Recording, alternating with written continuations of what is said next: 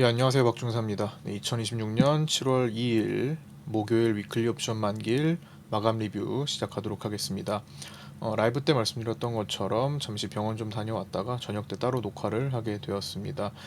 그리고 공지해드렸던 것처럼 원래는 리뷰 영상이 7월 1일부터 멤버십으로 올라올 예정이었으나 약간의 유예 기간을 갖고 멤버십 비용도 낮추고 또 가입하는 시간도 있을 테니까 다음 주 월요일부터 그렇게 진행하기로 또 유튜브 게시판에도 좀 공지해드렸습니다. 확인하시기 바랍니다.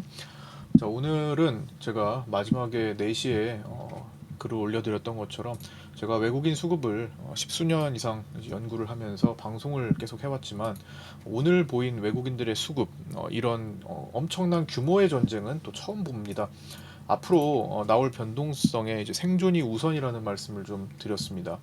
정말 오늘 수급은 정말 굉장한 수급 전쟁이었습니다. 어떤 일이 수급적으로 또 발생했는지 먼저 짚어본 다음에 오늘의 급락 사유에 대해서 한번 점검하고 그 상황에서 이제 앞으로 우리가 어떻게 대처를 해야 되는지 한번 생각해보는 시간 갖도록 하겠습니다. 자, 일단 뭐 그냥 숫자만 보시면 깜짝깜짝 놀라죠. 예, 오늘 기본적으로 개인들은 코스피 현물을 7조 5천억 정도의 규모로 매수했고, 그 다음에 더 놀라운 것은 이제 외국인들의 선물 매수죠. 네.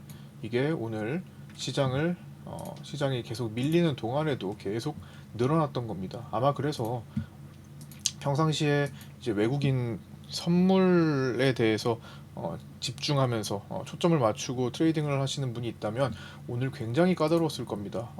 왜냐하면 선물 매수가 계속 되는 동안에 계속 하락했던 것도 아니에요.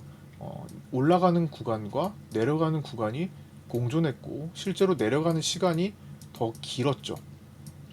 시간은 올라가는 시간이 짧았고 긴 시간 동안 하락했는데 수급은 계속 올랐고 막판에 스퍼트까지 올라왔습니다. 심지어 미니 선물 또한 거의 1조 원에 가까운 수준의 매수로 굉장히 수급적으로 보면은 지수 수급으로 보면은 이렇게 강할 수가 있나 싶은 생각이 드셨을 겁니다. 하지만 그동안에 외국인들이 구축을 했던 롤오버로 가져와서 롤오버 포함해가지고 구축했던 약 10조 원 규모의 매도 사항을 고려해 봤을 때 저는 이 선물 수급이 일단 기본적으로 단기 성향이라고 아침에 일단 생각을 했다라고 말씀을 드렸고 또 포지션을 구분을 해야 된다라는 말씀을 드렸습니다. 그러니까 이게 기존에 있던 A라는 대규모 매도 포지션을 보유한 채 오늘 주로 신규 포지션으로 B라는 매수 포지션을 따로 운용을 하는 개념으로 생각을 하는 게 오늘은 좀 중요했겠다라는 말씀을 드렸습니다.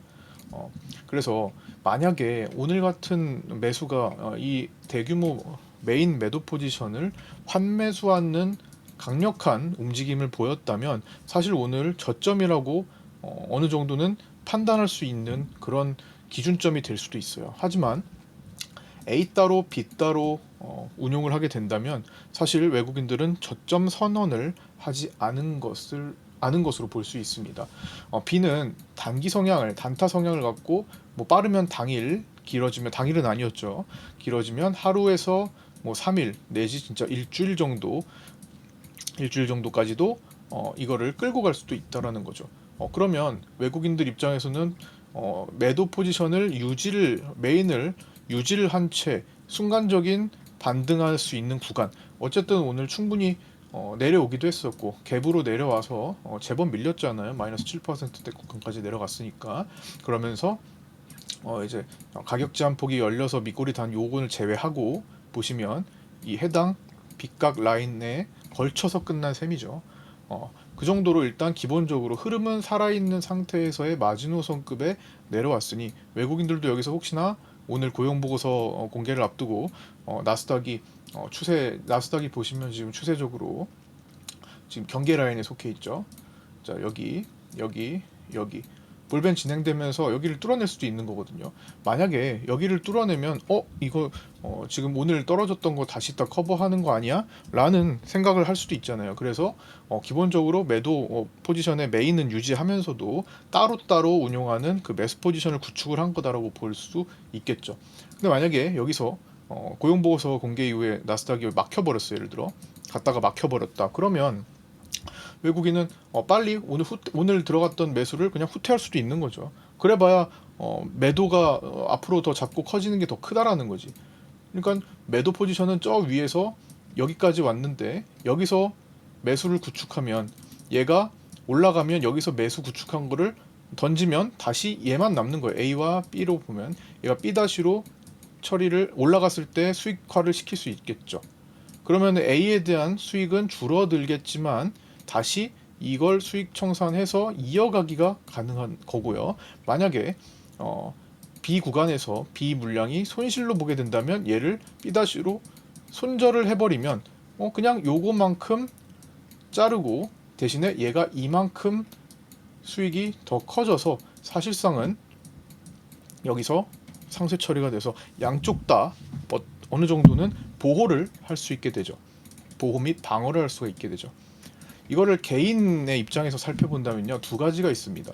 나는 계좌를 A와 B로 나눠 가지고 하나 똑같은, 예를 들어서 9월 선물을 저 위에서 매도를 갖고 있어. 매도 한 계약을 갖고 있어. 근데 난 이거를 중간에 청산하기가 싫어. 그래서 위에서부터 계속 어느 구간이든 왔다 갔다 하는데 그냥 보유를 하고 있습니다. 그런데 계속 보유를 하고 있다 보니까 어느 때는 수익이 났다가 손실이 났다가 계속 반복을 하네요. 그래서 좀 계속 왔다 갔다 하니까 좀 이게 불편했었는데 어느 정도 충분히 내려왔다라고 생각하는 지점이 와서 B라는 계좌로 매수 1계약을 예를 들어 구축을 했다고 봅시다. 그러면 이 매수 1계약과 매도 1계약은 서로 상쇄 처리해서 청산되지 않았어요. 그죠? 그렇기 때문에 A 따로 B 따로 운용이 가능합니다. 그럼 이 구간에서 매수 포지션은 단타 처리를 할 수 있는 구간이 있을 것이고, A는 유지를 할 수 있는 또 포지션을 취할 수 있겠죠. 그래서 그런 흐름, 또는 계좌가 하나다. 예를 들어 계좌가 하나다. 그렇게 된다면은 A라는 플레이는 예를 들어서 뭐 미니 선물이라 보면은 7월물에서 매도를 잡았어요. 예를 들어 8월물이다. 8월물 매도를 잡았어요. 예를 들어 그다음 B라는 플레이는 7월물을 이제 매수를 잡았다고 생각해 보세요. 일단 먼저 이게 메인이라고 치면 똑같은 거예요. 위에서 메인을 잡고 내려오는데 충분히 떨어진 지점에서 매수 포지션을 다른 걸로 들어가서 얘 따로 전략을 취하는 거죠. 그래서 지금 오늘은 외국인들의 그 선물 장중 매수가 미결을 축소하는 방향으로 진행되지 않았기 때문에 얘는 따로구나. 그럼 얘 따로 단타성 물량일 수 있겠다. 그럼 오늘 청산하는지 의도적으로 봐야 되겠다. 만약에 오늘 청산해서 나갈 수도 있잖아요. 그렇게 된다면은 오늘만 이 리스크를 커버하고 원래 메인 포지션을 그냥 유지하겠구나. 근데 만약에 이게 오버나잇이 된다면은 밤 사이에 생길 수 있는 그 움직임까지도 커버하려고 하는구나, 포지션 커버를 하려고 하는구나, 뭐 이렇게 볼 수도 있겠죠. 결론적으로는 오버나잇을 하게 됐죠. 그리고 더 강화를 시켜놨습니다. 그 다음에 뭐 장중에 외국인들이 풋 매도를 좀 늘리기도 했었는데 뭐 그거는 일부 행사가에서 이제 풋 옵션 매수 포지션에 대한 청산을 조금 떨어졌으니까 떨어진 만큼의 이제 수익 청산을 좀 한 것 같고, 추가적으로 8월물 1250에 대한 매도 물량을, 풋 매도 물량을 좀 더 늘렸어요. 결국에는 어떤 식으로 왔다 갔다 하든 간에 8월물 만기까지는 어쨌든 1250 양매도 포지션으로 귀결되겠다. 그럴 가능성을 외국인들은 보고 있겠다. 1250이 대략적으로 지금 시장 베이시스에 20포인트 고려해가지고 굉장히 높아요 지금. 그래서 근데 사실 20포인트면 그냥 같은 자리 같기도 해서 그냥 대충 대략적으로 요 정도라고 생각한다면 어디 내려갔다가도 다시 귀결되고 올라갔다가도 다시 내려오고 하는 그런 움직임을 생각해 볼 수 있겠다. 그게 언제까지? 8월물까지. 이런 과정들 나눠서 좀 생각을 해봐야 될 것 같고요. 그 다음에 삼각 수렴을 하고 있었죠. 자, 여기 추세. 제가 오늘 오전에 아침에 이 라인을 좀 두 개로 다시 바꿔놨어요. 이 빗각은 혼자만 보면은 의미가 없습니다. 누구든지 같이 볼 수 있어야 돼요. 그래서 기준을 어떻게 잡느냐에 따라서 약간 틀어질 수 있음을 인정하고 하나를 더 구해야겠다라는 생각을 하면서 제가 요 밑에까지 내렸습니다.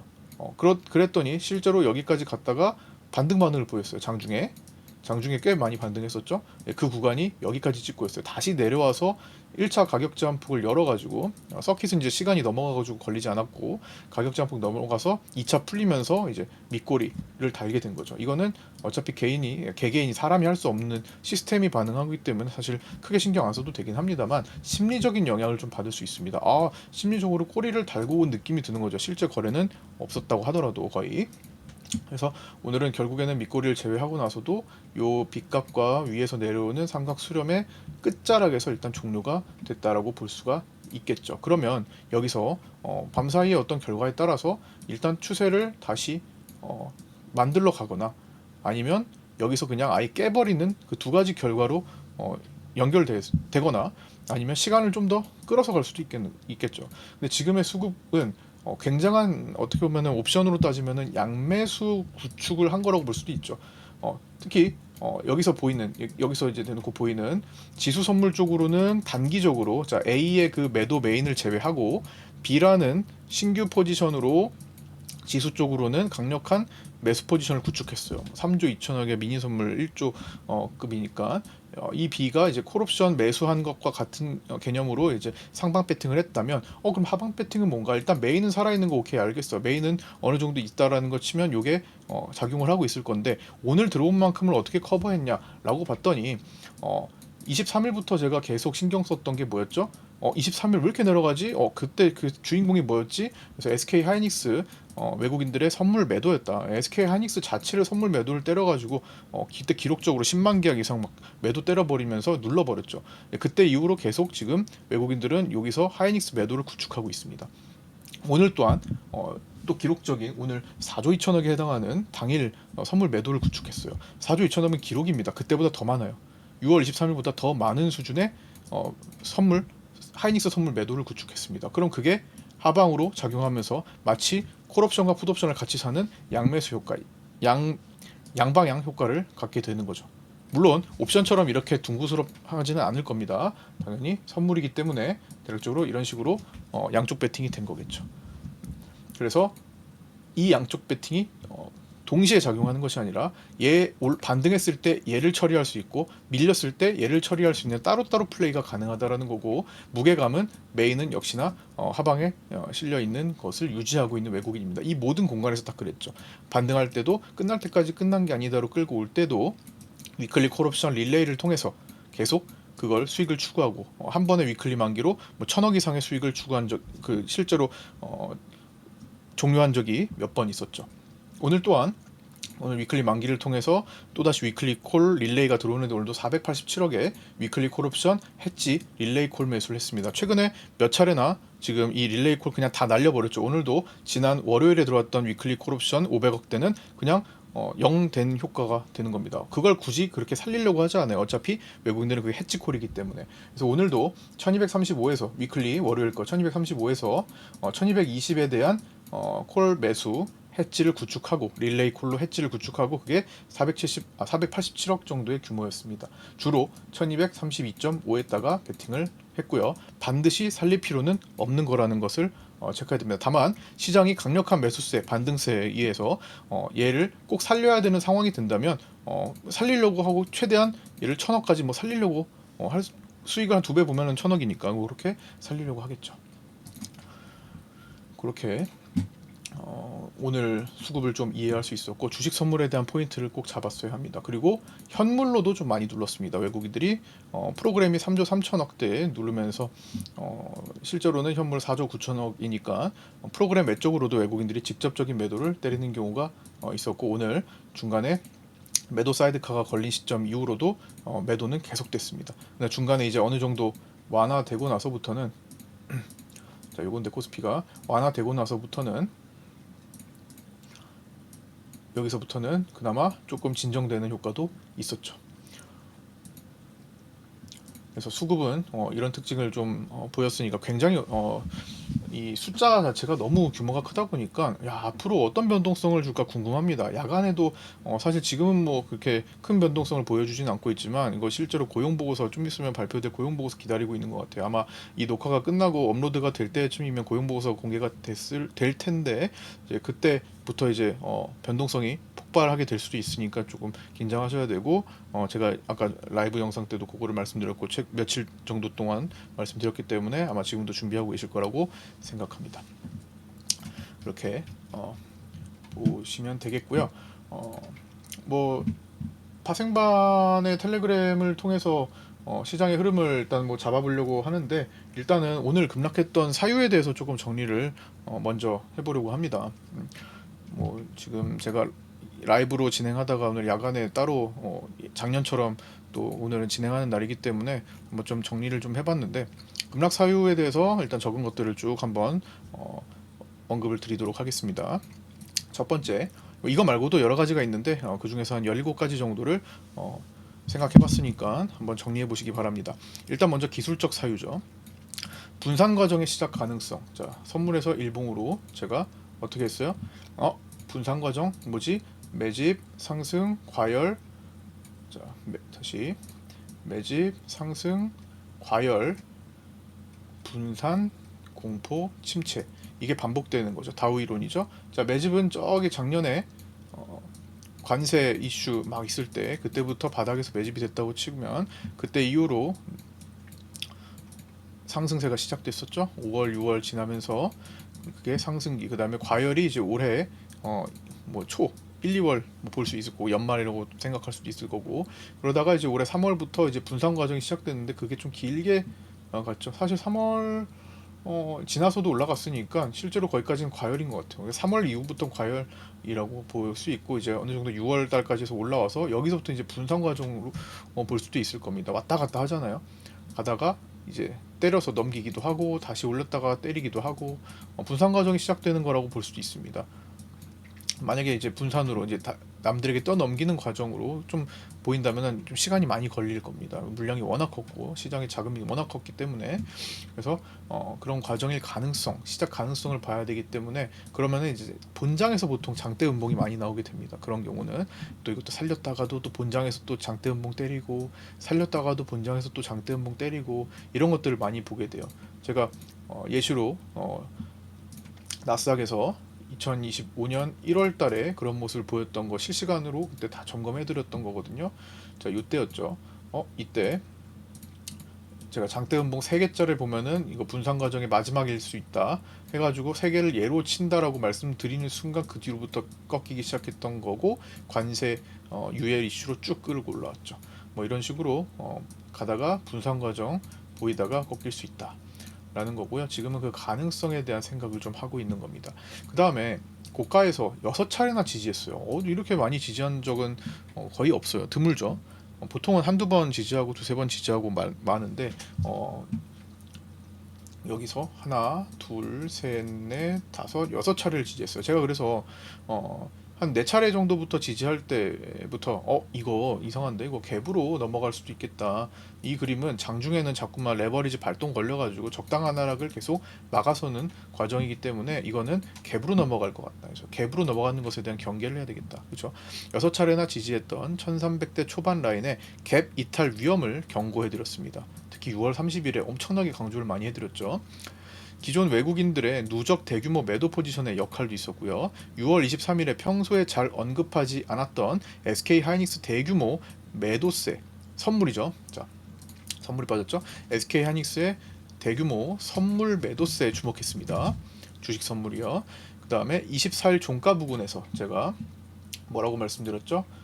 자, 이 23일에 하이닉스 매도 대량으로 한 다음에 그걸 환매로 딱 만든 요 시점에, 야, 이거 참 시장의 냄새가 아주 고약하구만. 마치 계란 썩은 냄새같이 고약하다. 고약한 냄새가 진동을 한다. 제가 평소에 잘 쓰지 않는 이런 표현들을 했습니다. 마치 예전에 24년 8월 5일 앞둔 한 달간 제가 이상한 얘기를 많이 했었던, 좀 이상한데 시장 왜 저렇게 할까 의심이 가는데 어떤 수급적인 이유, 외가 풋을 왜 저렇게 310풋을 살까, 뭐 이런 것들, 왜 이렇게 대규모 삼성전자 주식 선물에서 개인들이 대규모 매수를 구축할까, 막 그게 막 6, 7천억 규모로 하루에 막 들어오고 하는데 이거 이상하다. 그리고 외국인들의 선물 사이즈가 다 채워졌는데 과연 이걸 어떻게 전환시킬까 하던 그런 경고의 메시지를 굉장히 강조드렸던 게 이 공간, 이 구간이었죠. 결국에는 일본 금리 인상과 연결돼가지고 엔케리 트레이드 청산 이슈로 급락하게 됐던 그런 모습을 보였고, 제가 이거 반등하는 동안에도 어떻게 했어요? 아, 이거 반등하는데 618까지만 가면서 마지막에 또 10월 만기 때 쏟아냈던 것까지 다 그때 어떤 원리로 쏟아냈는지까지 언급드리면서 공간 연다라는 말씀을 드려오면서 무조건 반등에 계속 이어지는 거라고 생각하시면 안 된다라는 것까지도 강조했습니다. 마치 이때 이렇게 올라가면서 많은 사람들이 과거에 21년도, 20년도에 코로나 팬데믹을 생각하면서 이렇게 쭉쭉쭉 올라가는 거 아니야? 라고 생각할 수도 있기 때문에, 아니다, 그거 아니고 지금은 순간적인 반발인 거지 아직은 넘어가지 않아서 이쪽 공간을 생각해야 된다 라는 그런 메시지도 강조를 드렸던 거예요. 왜냐하면 수급적으로 너무나 수상한 것들이 많이 보였다라는 거죠. 특히 310 극액가에다가 외국인들이 집착적으로 그거를 공략했다라는 것도, 매집했다라는 것도 눈에 띄었죠. 그래서 당시에 이제 여기 보면은 카페 주식 현물 공유방, 정보 공유방 가보면은 여기 보면 24년 8월 8일에 올라왔던 하락장 관점 점검이라는 그 코너가 있어요. 보시면 이거 구독자분들 다 볼 수 있는 거죠. 8월 5일 폭락이 나오기 전에, 24년 8월 5일 10% 이상 떨어졌던 날이잖아요. 8월 5일 폭락이 나오기 전은 물론이고 몇 달 전부터 직장인 주식반 정회원분들께 주식을 최대한 줄이고 현금을 최대한 확보하자 관점을 유지했었습니다. 그리고 8월 5일 폭락이 나온 이후에도 이번 급락에도, 아까 전에 이번 급락에도 매수에 관여하지 않는다라는 관점을 드렸어요. 이거 코로나 팬데믹 때처럼 이렇게 가는 거 아니다. 제가 20년도에는 또 가는 거다라고 했어요. 이게 무슨 더블 디비니 뭐 L자니 해가지고 곧버스 열풍이 불었을 때도 아니다, 이거는 1년 이상 진짜 매수세가 계속 붙는 쪽으로 가니까 제가 그 당시에 1400까지 내려갔던 그때 1900을 통과하면서 이거는 3000 정도를 준비해야 되겠다라는 생각을 이제 선물 옵션 포지션을 통해서 분석을 해드린 바가 있었죠. 그때가 여기였습니다. 이미 여기서 장롱 밑에 있는 모든 동전까지도 주식을 살 정도로 긁어 모으면 좋겠다 라는, 뭐 진짜 장중에 제가 그렇게 강조를 드리기도 했었던 그런 때가 있었죠. 그 다음에 가면서 1900 통과하는데 3000까지도 고려할 수 있는 그런 수준이구나 라는 말씀을 드리면서 롱 포지션에 대한 강조를 드렸는데, 많은 사람들이 곧버스에 매달리던 시절이었어요. 곧버스라는 게 이때 사람들에게 많이 알려졌던 거죠. 원래 사람들이 관심도 별로 없었는데, 그때와는 또 24년은 다르다라는 것을 굉장히 강조했었죠.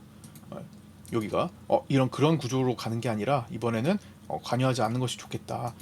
그래서 이번 하락장은 일반적인 급락장의 흐름과는 다를 가능성이 높습니다. 굉장히 길게 연말 그 4월 다음 해 4월까지 관세 유예가 있을 때까지는 계속 부담스러운 하락을 기록했고, 삼성전자도 계속 5만 원을 기고 있었던 그런 상황이었죠. 그래서 이때 1시간짜리 영상을 마감 리뷰 8월 2일 이거 참고해서 한번 공부해 보시면은 그 당시에 어떤 환경이었는지 또 복귀해 볼 수 있을 겁니다. 이거 24년 8월 2일 마감 영상이고 이 급락이 나오기 전이었어요. 그래서 그때 어떤 관점을 가지고 있었는지 한번 복귀해 보시는 것도 좋을 겁니다. 그래서 제가 그 당시에 차트를 보면서 여기 공간 열리는 거 조심하셔야 된다. 실제로 618 반등 나고 618 반등 이렇게 떨어졌잖아요. 아까 차트 보셨듯. 그래서 매수에 여기 또 함부로 가담하는 것이 아니다 하더라도 당일 단타를 보거나 그래야 될 때다라는 것을 말씀드렸죠. 제가 왜 이때를 다시 돌아가서 말씀드리냐? 어떤 시장의 관점을 가지고 볼 때는 그렇게 생각하게 된 이유가 있는데, 그때마다 그런 특징들이 잡히게 됩니다. 그때는 이런 특징, 그때도 이런 특징, 뭐 지금은 이런 특징. 그래서 지금의 특징을 설명드리려고 하는 거예요. 자, 다시. 그래서 이거 좀 24일에 냄새가 좀 안 좋다. 시장의 냄새가 이거 뭔가 이상한 변동성으로 진행될 수도 있겠다. 그래서 고약한 냄새가 난다. 뭐 이런 얘기를 안 하던 얘기까지 막 했습니다. 다시 요약해보면 23일에 평소에 잘 언급하지 않는 SK하이닉스 대규모 선물 매도세에 주목했으며 24일 종가 부근에서는 시장에 고약한 냄새가 난다라는 언급을 드렸죠. 이후 마이크론 실적 발표로 급등했지만 유지력에 대해서는 부정적인 견해를 갖고 포트폴리오 구축의 무용론을 언급드렸습니다. 이런 데서 이것저것 종목을 막 백화점식으로 가지고 포트폴리오 구축하고 이럴 필요가 전혀 없습니다. 우리 완전히 불리한 거예요. 코스닥 깨지는 거 보세요. 오늘 코스닥 시속 게임을 보이지도 않았어요. 보통은 가끔 짧게 보면은 코스피가 하락하면 코스닥도 막 올라오고, 어제도 그랬죠. 닭이 볼벤 하단 타고 쭉 내려올 때 코스닥은 쭉 이제 그 뭐 30주년 행사가 있기 10시까지 전까지 올라간 거지만, 기대감을 갖고 올라온 거지만, 어쨌든 이렇게 시소 형태를 띠는 경우도 있는데, 그게 너무 심해져 버리면은 사람들은 코스피와 코스닥을 구분하지 않고 그냥 이것 봐라 좀 이상한데 하고서 그냥 코스피와 코스닥을 구분하지 않고 마구잡이로 매도를 하고, 오히려 많이 떨어진 코스피를 더 대기하는 측면을 보이게 되죠. 그래서 그리고 심지어 수많은 사람들이 내 종목이 코스피인지 코스닥인지 구분을 조차 안 하고 하는 경우가 많아요. 그래서 오늘같이 심리적으로 부담되는 날은 그걸 시소로 움직이지 않고 둘 다 떨어지는, 비슷하게 떨어지는 그런 모습을 보이기도 합니다. 그게 오늘 나왔던 거예요. 그래서 어느 정도 그게 통과되면 지금이 어느 정도 시장의 심리를 건드리고 있구나, 그 상황을 보면서 이제 어느 정도 추론이 가능한 게 되는 거죠. 그래서 이후 마이크론 실적 발표로 급등했지만 유지력에 대해서는 부정적인 견해와 포트폴리오 무용론을 계속 강조드렸습니다. 차라리 굵직하게 당일 단타를 치는 게 낫겠다. 현금화 해가지고 6월 30일 리뷰에서는 추세 빗각 돌파 확인이 될 때까지, 자 6월 30일 상반기 결산 리뷰 있었죠. 영상 돌려보면 6월 30일 마감 있어요. 상반기 마감, 거기에서 뭐라고 말씀드렸어요? 정말 많이 강조드렸습니다. 이거 얼마 남지 않은 확인 포인트를 가지고 있으니까 이거 매수 배팅 하는 것이 아니다. 이거는 급락에 대한 경계, 그리고 특히나 갭으로 넘어갈 것에 대한 경계를 해야 되기 때문에 확인 후 접근을 해야 된다라고 평소보다 조금 더 강하게 강조를 했죠. 특히 여러 차례 지킨 자리 여기를 갭으로 하향 돌파하는 것에 대해 경계해야 하는 상황을 굉장히 강조했었습니다. 한번 확인해 보시고 6월 30일 리뷰 영상 보시면서. 두 번째, 삼성전자와 하이닉스 단일 종목 레버리지 ETF의 LP 공급 문제 등으로 인해 생긴 호가 공백에 의한 변동성이 굉장히 가볍게 일어나고 있었던 때였죠. 이런 호가 공백, 그래서 오늘은 조금 위에다가 LP 물량들이 조금 나오기도 했었는데 그래도 가벼워요. 장중에 보시면 텅텅 비어있을 때가 굉장히 많습니다. 그리고 출시 20거래일이 넘어가면서 매수세가 이제 한쪽으로 힘을 모으기가 어려워지기도 했습니다. 이걸 제가 분산되고 있고, 힘이 분산되고 있고 각계격파가 되고 있다라고 언급을 드렸고요. 뭐 장중에 설명드린 거로는, 예를 들어 스타크래프트 게임이 있으면 이제 마린이 한 4부대가 이렇게 한 번에 뭉쳐서 모여 있으면은 엄청나게 세죠. 막 웬만한 거 다 뚫어 버립니다. 웬만한 방어 타워는 다 뚫어 버리죠. 그렇죠? 엄청난 힘을 뭉쳤을 때 갖고 있습니다. 저글링이 막 4부대가 아드레날린 업그레이드 해가지고 막 달려들면 웬만한 건 다 부수고 다 들어갑니다. 그렇죠?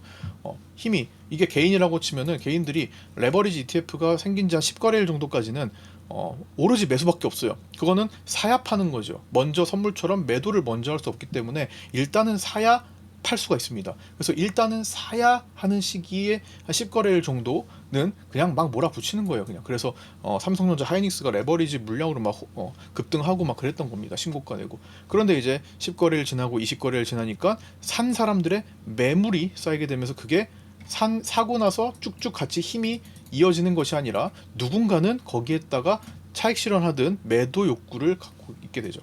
그러면 뭐야? 분산 효과가 나고 각계격파가 될 수 있는 거예요. 그러면 이 마린 내부대가 한 부대씩 4개로 쪼개지거나, 저글링도 한 부대씩 쪼개지거나 더 작은 단위로 쪼개져서 공격을 각계격파 당하는 거죠. 만약에 예를 들어 캐논밭이 있으면 뭉쳤을 때 그냥 막 뚫어버리는데 따로따로 가면은 그냥 다 죽는 거죠. 그런 효과가 레버리지에서 이제 발생하고 있다는 겁니다. 점점. 그래서 제가 계속 이런 날짜를 세는 거예요. 날짜 쓸데없이 세는 거 아닙니다. 아이고 벌써 26거래일 차네.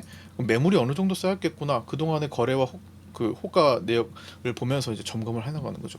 수급도 있으니까. 그래서 그런 상황이었고, 이렇게 주목받는 ETF들은 거래가 몰리면은 한 번쯤은 제가 마이너스 30%를 구경하는 일이 있다. 그렇죠? 골드나 이런 실버 쪽도 그랬었고 30%를 구경할 수가 있으니까 미국에서는 뭐 흔히 있는 일이었죠. 미국은 그것보다 더 심한 적도 많았고, 이거 단일 종목 레버리지 ETF 이 정도로 개인들이 몰리면 이거 30%짜리 한 방 터지는 거 한 번은 보게 된다. 이거를 이제 ETF 상장한 지 10거래일이 지나면서부터 반복적으로 언급한 적도 있었습니다. 그렇죠? 근데 오늘 뭐예요? 30% 하이닉스의 30% 마이너스 넘어갔었습니다.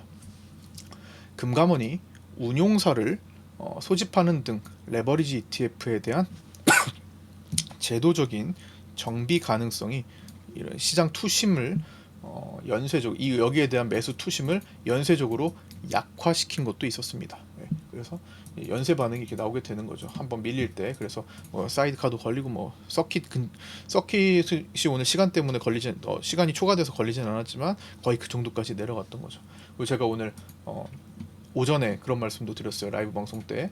오늘 이게 개인들이 위클리 옵션에서 평소에 하던 이 양매수 구축을 안 했던 거예요.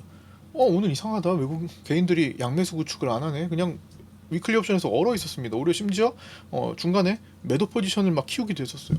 이상하다. 평소에 개인들은 이렇게 안 하는데. 그래서 계속 개인들의 포지션이 이런 이상한 상방 구축을 이런 식의 상방을 유지하고 있었습니다. 거기고 여기서 변화도 안 했어요.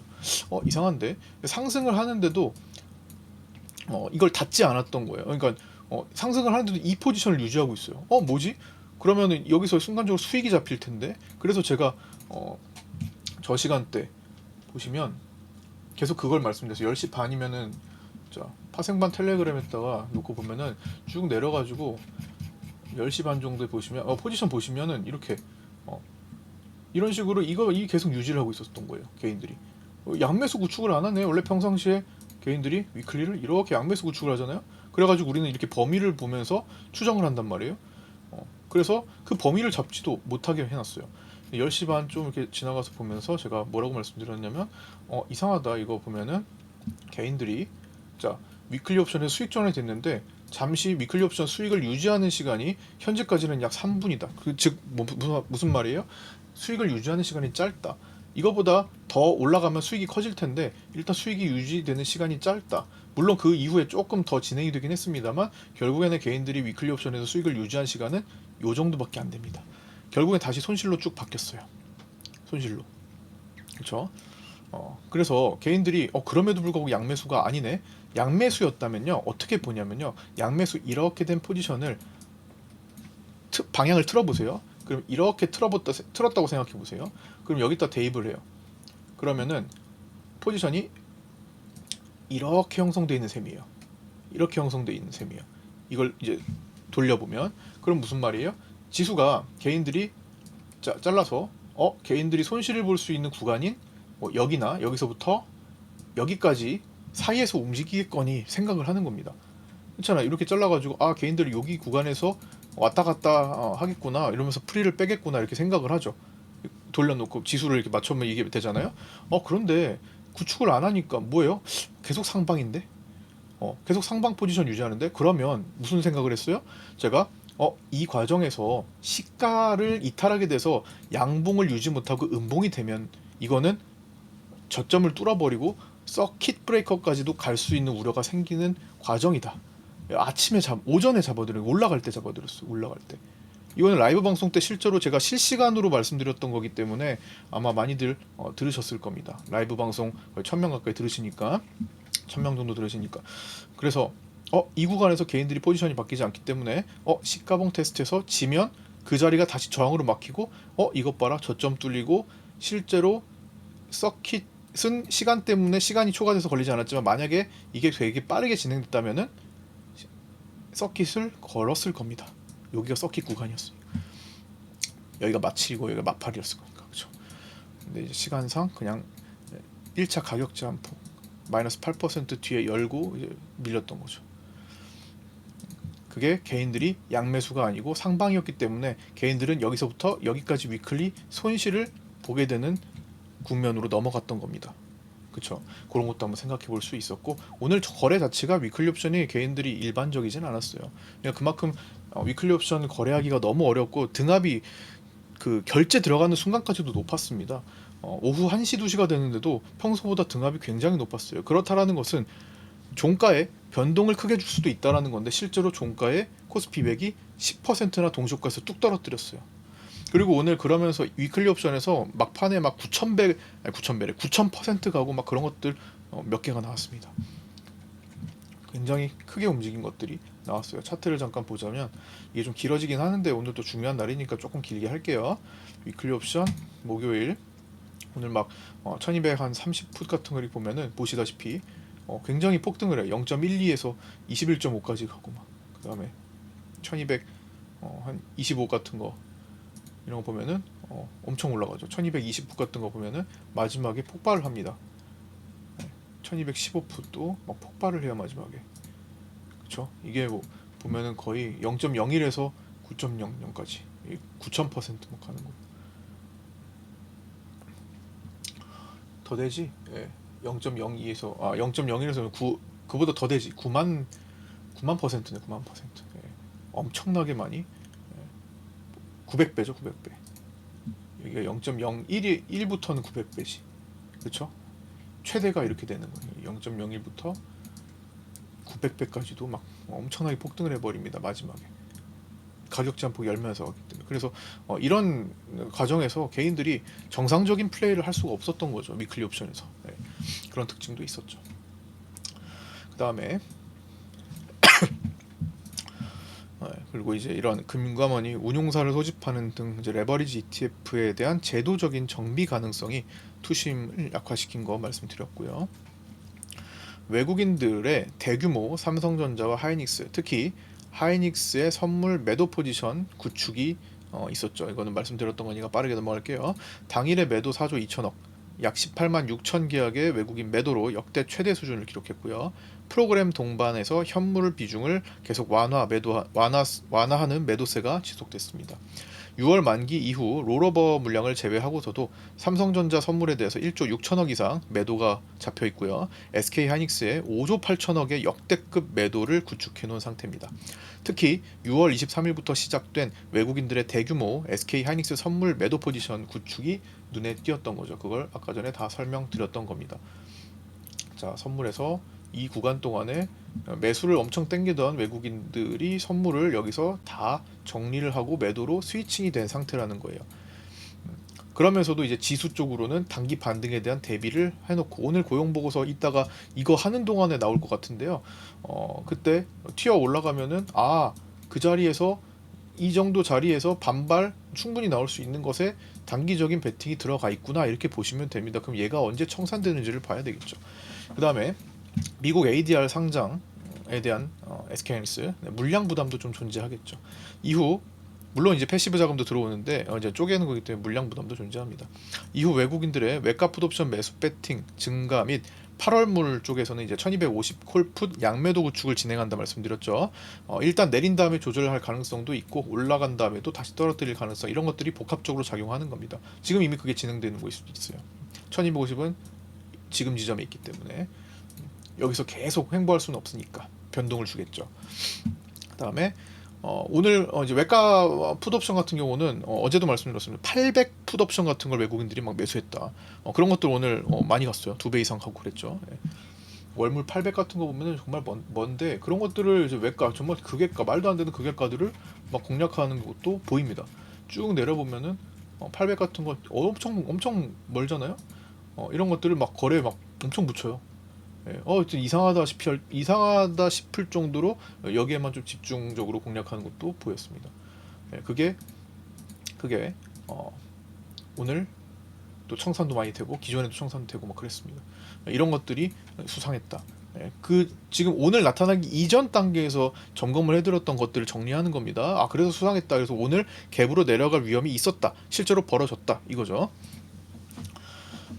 그 다음에 6월 19일까지 이어진 공격적인 극외가 콜옵션 매수세의 실종. 콜옵션들이 1597.5 같은 거 막 이런 것들을 막 공격적으로 매수하던 게 물론 이제 거래량은 늘었어요. 근데 실제로 그 거래량이 청산 거래를 늘리면서 갔던 것도 있었습니다. 실제로 공격적인 게 조금 줄어들었다. 이런 것들도 조금 있었고요.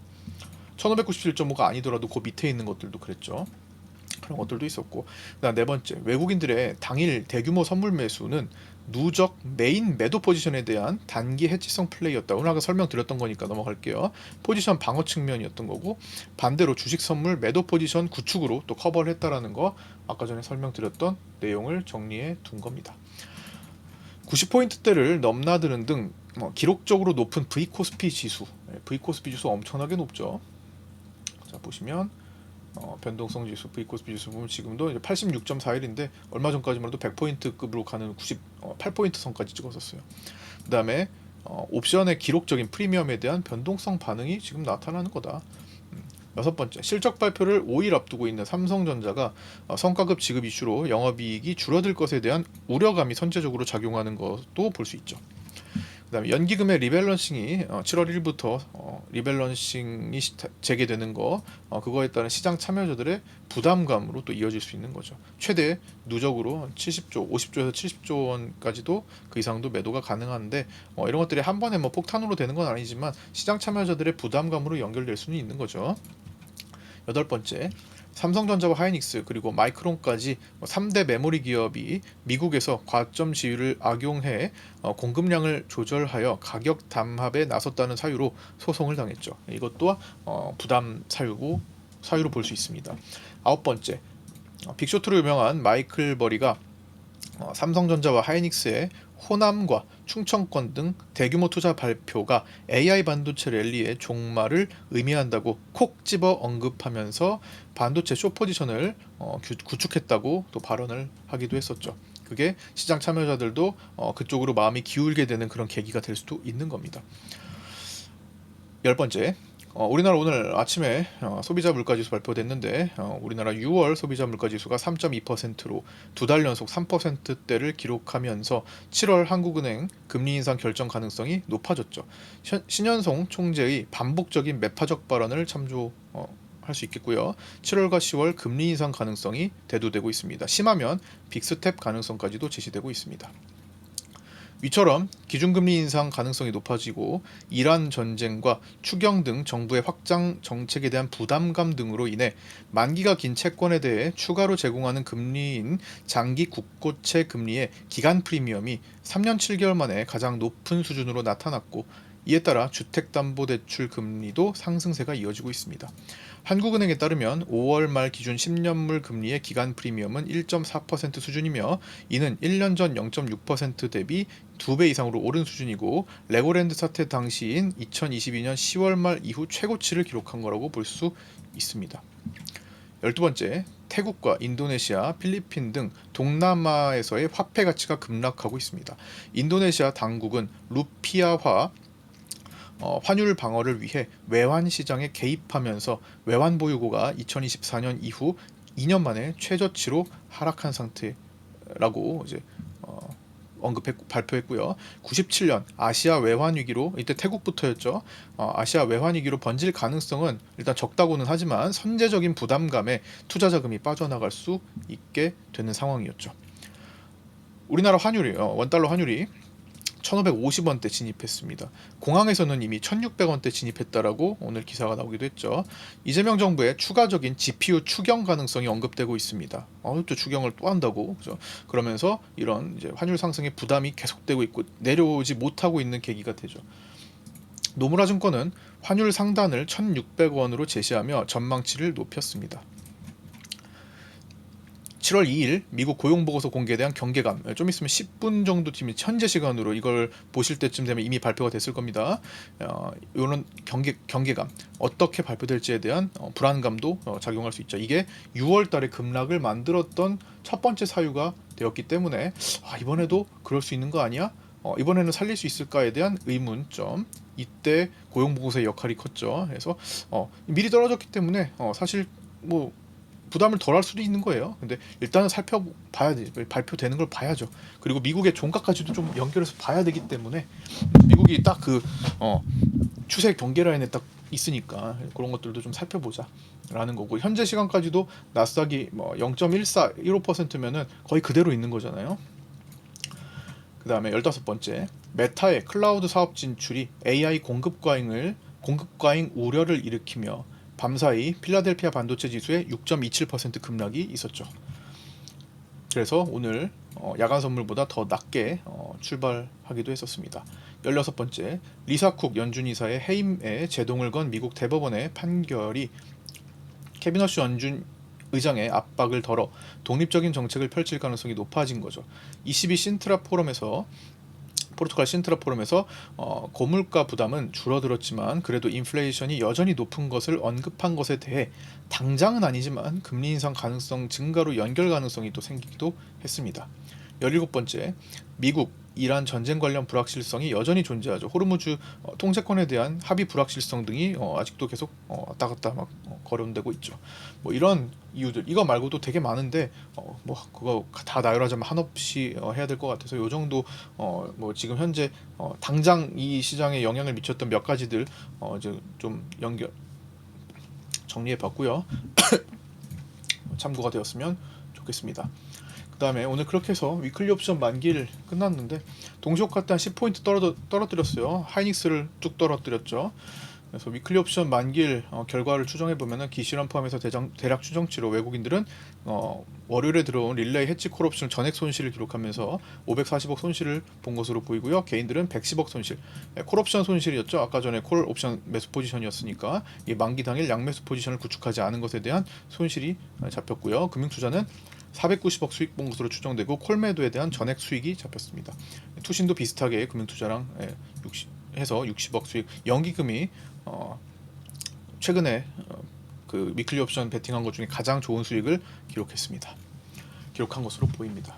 이렇게 위클리 옵션 만기가 끝났었고, 뭐 코스닥은 뭐 행사하고 있는데 행사에 대한 뭐 실망감 또한 뭐 있었던 것 같아요. 뭐 별다른 정책적인 연결이 뭐 크지 않고 뭐 다 뻔한 이야기들 하고 예전에 나왔던 이야기들 하고 막 그래가지고 그리고 거기에다가 코스피가 떨어지니까 심리적으로도 부담이고 그래서 차트상 굉장히 부담스러워졌습니다. 이거 가까스로 지금 올려놨는데 또 망가지는 거죠. 그리고 지금 저 빗가기 문제이기도 한데 일봉 상으로 보면은 코스닥 종합지수가 이 2평 다시 건드리려고 하고 있어서 내일 여기를 지켜내야 될 것 같아요.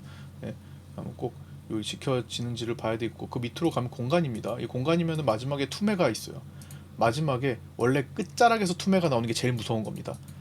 어떤 하락장이든 하락의 최끝자락에서 퍼센테이지가 30에서 40%까지 나오기도 해요. 이게 서브프라임 때 그 정도가 나왔던 거고 뭐 거기까지 아니더라도 마지막에 투매가 무서운 거예요. 코로나 팬데믹 때도 마지막에 20년 3월 19일 그때가 제일 많이 떨어졌죠.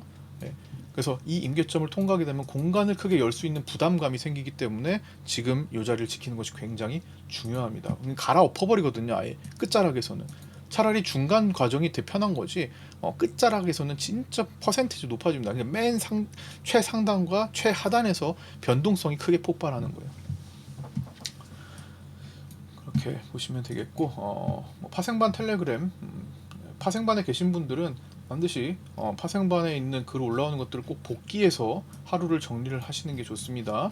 그래서 오늘도 아침부터 경고 메시지 다 드리면서 왔어요. 아이고 뭐 어차피 갭으로 내려간 건 이미 우리가 어제가 아니라 그 전부터 계속 경계하고 있었던 거고 그래서 오늘은 이제 볼벤이 벌어지는 갭 발생이 됐기 때문에 이제 볼벤 체크하면서 계속 받고 그 다음에 요거 빗각은 업데이트했던 거 밑에 있고 그래서 그거 쭉 이제 그때 이제 실시간 상황을 계속 연결해 드리는 겁니다.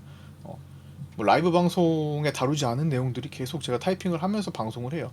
요즘은 말하면서도 타이핑을 막 치고 있어요. 예전에 말을 또 멈추고 타이핑했는데 요즘 말하면서도 막 타이핑 칠 때도 있습니다. 계속 그냥 써드리는 거예요. 여기 계신 분들은 실시간으로 어쨌든 놓치지 마시라고. 방송을 놓치지 않으면 좋겠지만 방송에서 다루지 않는 것까지도 적어드리잖아요. 정혜원끼리 얘기하는 것까지도. 코스피 매도 사이클 걸렸고 그 다음에 볼벤 기준 잡았고 그 다음에 여기 업데이트 해드린 거 여기 라인 두 개로 이제 생겼죠. 밑에 내용 보시면 연결 기준에 따라서 보일 수 있는 추세 밑각을 하나 더 업데이트해서 잡았다. 그래서 혼자만 보는 밑각은 의미가 없다. 수급적으로 사이드카 구간 잡았던 거 보시고 그 다음에 요거 6번이나 지킨 자리 갭으로 넘어가서 빗각 마지노선까지 가는 거 맞다. 오늘 실제로 거기까지 가서 사실상 돌린 거죠. 근데 이게 끝일지 아닐지는 모르는 거예요. 오늘 나스닥이 빗각 경계에서 쏟아지면 야간에 또 밀리는 겁니다. 그 이렇게 선물을 샀는데요. 아까도 말씀드렸던 반대쪽으로 또 매도 구축한 거 되게 많으니까 양쪽으로 강화시킨 거죠. 돈을 엄청 쓴 거죠. 변동성으로 가는 거죠.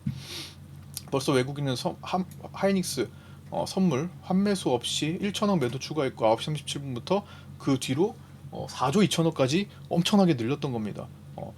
그 시간 동안에 이게 선물 매도가 어떤 역할을 했는지 이제 보셔야 될 것 같고, 그 다음에 이제 반등 구간에서도 이렇게 나스닥부터 반등 포인트 잡기 시작했던 것도 다 체크를 해드리고, 원래 뭐 시장이 뭐 한 방향으로만 가겠습니까? 어떤 구간에서 반등을 잡는지도 잡아드리고, 볼벤 진정시킨 봉이 어떤 건가, 그 다음에 이게 이제 터널 만들잖아요. 터널 만들고 이거 다시 태우는 거, 여기서 상승 구간 나왔잖아요.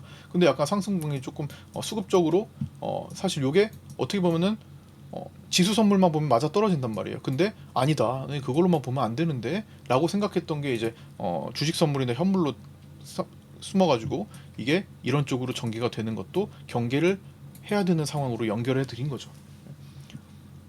그래서 오늘은 자칫하면 굉장히 그 꼬이기 쉬운 날이었는데, 그런 것들을 어떤 포인트들 계속 짚어드렸어요. 이런 것들도 지금 막혔던 것들 보면은 이거 뚫어내면서 가는 과정 진행됐었잖아요.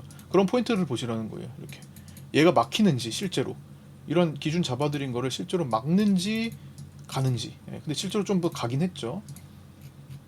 그런 구간들 잡아드렸던 거고요. 여기 보면 외국인 선물 매수는 신규 매수 오히려 단타 성향을 갖고 있을 것으로 보이는데, 오늘 단타를 끝내지 않았어요. 그럼 결국에 고용 보고서까지 일단 한번 보겠다, 뭐 이런 성향을 가지고 있는 거다라고 볼 수 있고, 개인들 위클리 옵션 양매수 상태 아니었던 것도 있고, 삼성전자 싸움 걸린 거, 이거 다 이제 이걸 다 오늘 지금 잡아드릴 이 시간에 잡아드릴 수는 없기 때문에 파생반 정회원이신 분들은 한번 쭉 복귀 차원에서 한번 공부를 해보시기 바랍니다. 지금 시간이 너무 길어져가지고 이제 고용보고서 공개를 하는데, 저도 방송을 빨리 녹화를 끄고 고용보고서 어떻게 나오는지 좀 살펴야 되고 또 변동성 봐야 되니까 여기까지 마치고요. 나머지는 이제 금요일 내일 아침 8시 20분에 유튜브 라이브 방송 시작해서 그 이후에 함께 부족한 오늘 빠뜨린 부분을 이야기 나눠보도록 하겠습니다. 자, 이제 뭐 야간 선물도 2%까지 올라왔어요.